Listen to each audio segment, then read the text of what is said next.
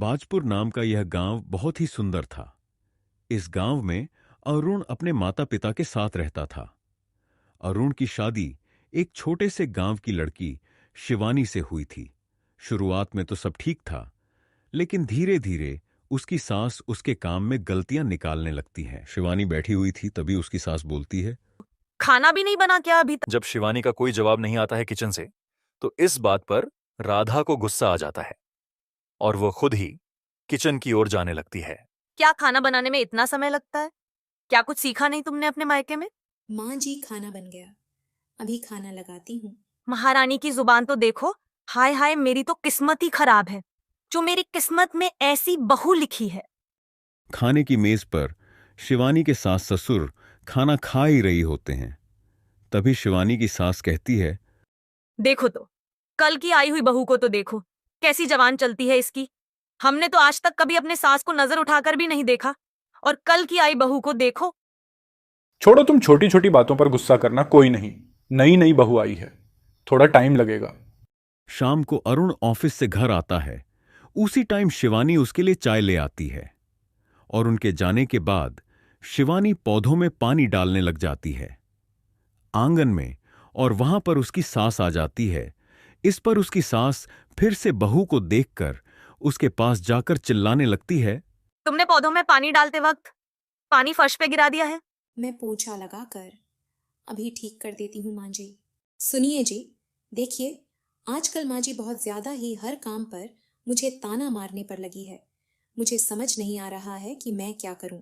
मुझे पता है, यह माँ की आदत पहले से ही रही है, छोटी छोटी बातों पर ताना मारने की। तुम इन बातों को दिल पर मत लो। माँ तो हमेशा से ऐसी ही बोलती है। मैं कोशिश तो करती हूँ कि इन बातों को दिल पर नहीं लूं, मगर क्या करूं, दिल पर लग। कोई पतली तो कोई मोटी रोटी बना रखी है। फिर अगले दिन से ऐसे ही ताने मारने का सिलसिला चलता रहता है। शिवानी इन सब से तंग आ चुकी थी।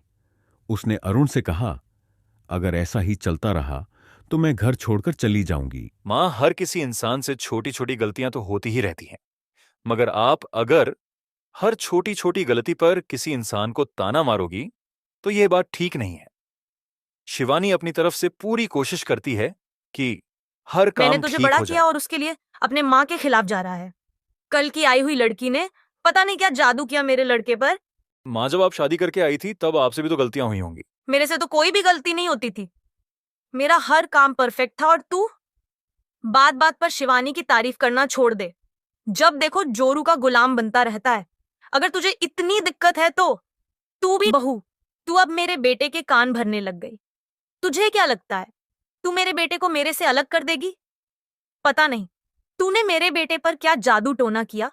वह मेरी किसी भी बात को नहीं सुन रहा, बस तेरे ही गुणगान गाए जा रहा है जब से तू आई है। माँ जी, आप ऐसा क्यों कह रही हैं? वह तो मेरे पति हैं। अगर मुझे कोई समस्या है तो क्या मैं उन्हें भी नहीं बता सकती?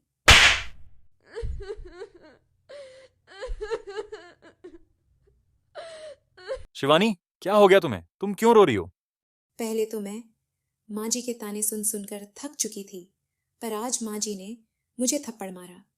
अब इस आप समझा करो, मैं अब और ये नहीं सह सकती। आप कह रहे थे कंपनी की तरफ से आपको एक। बहू, मैं जानता हूं कि राधा ने तुम्हारे ऊपर हाथ उठा के उचित नहीं किया, परंतु तुम्हारे घर से जाने का निर्णय मुझे सही नहीं लगता। बहू, तुम अगर ऐसे घर से चले जाओगे तो आसपास के लोग क्या कहेंगे? बाबूजी, आप तो जानते ही हैं कि माँ का कैसा व्यवहार है राधा के साथ। मैं राधा को अपने साथ ले जा रहा हूं। हाल ही में मुझे कंपनी द्वारा एक नया फ्लैट मिला है। इसी बीच शिवानी और अरुण नए फ्लैट में आ जाते हैं। नए फ्लैट में रहते हुए उन्हें 1 साल हो जाता है। दीदी कैसी हो? तुम कितने दिनों बाद घर आना हुआ है? और बताओ, सब खैरियत है? बेटा बहू सब ठीक है? मैं तो बढ़िया हूँ, तू बता। सब घर में सब ठीक है? और बेटा बहू कहाँ है? कहीं दिखाई नहीं दे रहे हैं। दीदी, अब आपसे क्या छुपाना, आप तो जानते ही हैं आजकल की लड़कियों को कुछ काम नहीं आता, और उनकी जुबान इतनी लंबी चलती है कि क्या बताऊं। बहू ने ऐसा क्या किया है? अभी तो कुछ ही महीने हुए हैं उसे। अरे दीदी, अब आपको क्या बताऊं मैं, कुछ काम नहीं आता उसे। ना ही रोटी बनती है ठीक ढंग की, ना ही सब्जी बनती है, ना ही कुछ ठीक ढंग का काम। देख बहन, तू मेरी बात ध्यान से सुन। वह अभी नहीं आई है, थोड़ा टाइम तो लगेगा उसे सीखने में। अब तू बता, तुझे भी तो समय लगा था सीखने में, ऐसा तो नहीं है ना कि तो पहले से ही सब कुछ जानती थी। हर किसी को समय लगता है सीखने में। अब मेरी बहू को भी सब कुछ नहीं आता था, पर उसे भी मैंने धीरे धीरे सिखाया है। और अब देखो, वह ऐसा कोई काम नहीं है जो उसे नहीं आता। अब ऐसा तो नहीं है ना कि हर छोटी सी बात पर मुझे घर से निकाल दिया जाए। अब तू भी समझ जा, जो हो गया वह हो गया। अब तो उसे वापस घर हाँ बुला। दीदी, आप बिल्कुल सही कह रही हैं। उसे समय मुझे पता नहीं क्यों उसकी छोटी छोटी बातों से ही गुस्सा आ जाता था। मुझे लगता था ये ज्यादा जुबान चला रही है। हेलो अरुण बेटा, कैसे हो? सब कामकाज ठीक चल रहा है? माँ, मैं ठीक हूं, आप बताओ, आप कैसी हो? घर पर सब ठीक है? पापा कैसे हैं? हाँ, मैं ठीक हूँ। और तेरे पापा भी ठीक है। बड़ी याद आ रही है तेरी और बहू की। काफी वक्त हो गया तुम दोनों को देखे हुए। अब तुम लोग घर आ जाओ, तुम्हारे बिना घर खाली खाली लगता है। ठीक है माँ, लेकिन आप फिर से पहले की तरह हर छोटी छोटी बात पर शिवानी को मत बोलना। हाँ ठीक है, नहीं बोलूंगी। तुम लोग वापस घर आ जाओ। हम देखते हैं कि अरुण और शिवानी वापस घर जाते हैं और अब पूरा परिवार खुशी से रहने लग जाता है। दोस्तों, आपको कहानी कैसी लगी? आप सब चैनल पर नहीं आए हो तो चैनल को लाइक, शेयर और सब्सक्राइब जरूर करें।